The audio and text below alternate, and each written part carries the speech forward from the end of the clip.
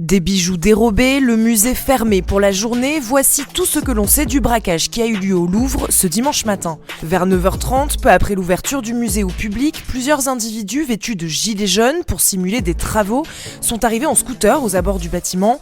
Ils ont utilisé un monte-charge pour accéder à la galerie d'Apollon et ont ensuite brisé des fenêtres grâce à de petites tronçonneuses.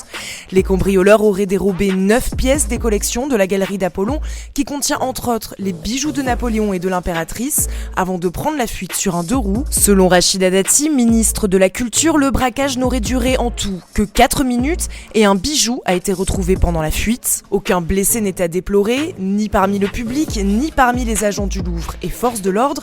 Les personnes détentrices de billets pour la journée pourront se faire rembourser.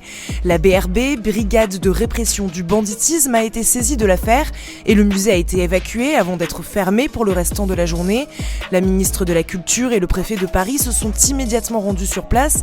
Emmanuel Macron a indiqué être en lien très étroit avec Laurent Nunez et Rachida Dati qui le tiennent informé de la situation en temps réel. C'est la 3e fois que le musée du Louvre est victime d'un cambriolage. En 1911, c'était le tableau de Léonard de Vinci, la Joconde, qui avait été dérobé avant d'être retrouvé en 1913.